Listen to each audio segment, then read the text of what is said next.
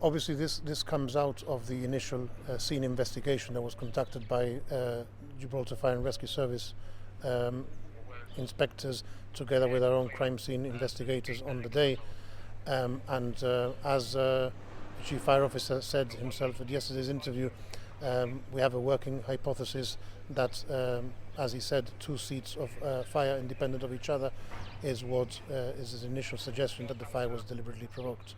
I imagine you're taking a very serious view of this, given the fact that, as you believe, a fire was deliberately started in a children's school, which is quite disturbing.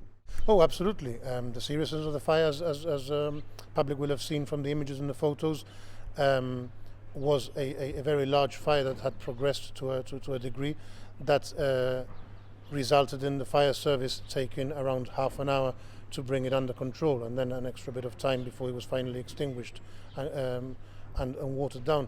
But obviously the seriousness results from the fact that it was in the very early hours of the morning, very little traffic, if any, or pedestrians around that time, the area of the school itself and where the fire was. And we're all very fortunate that, had it not been for the off-duty officer who woke up, smelt the fire and decided to look into it further and came across the fire, he was the one that raised the alert to our command and dispatch unit, and in turn the fire brigade, who, all of whom responded within very quickly, in a few minutes, to be able to tackle the fire. Where does the investigation go from here? Well, there's 2 sides to the investigation. The initial scene investigation is about looking at forensic opportunities, forensic recovery of any evidence that may be available, and understanding the cause of the fire. That is with the fire service and ourselves working jointly, as the Chief Fire Officer said yesterday. And then the second part to that is identifying who may have been responsible for it. So detectives are already working since the day, over Sunday, yesterday, and into today. We have a team of detectives that is actively pursuing various lines of inquiry, and at the moment we're still at that stage now.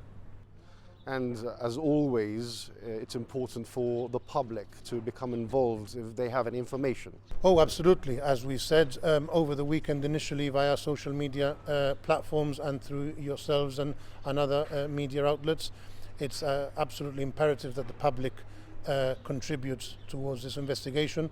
So we have put some signage out as well this morning in the area, and we're appealing to anybody who may help, either because they were passing through the area before or afterwards, or who may have seen or heard anything relating to the incident, possibly even after the event, to get in touch with us on 200 725 500 or via our online reporting portal on our website, police.gi/report online.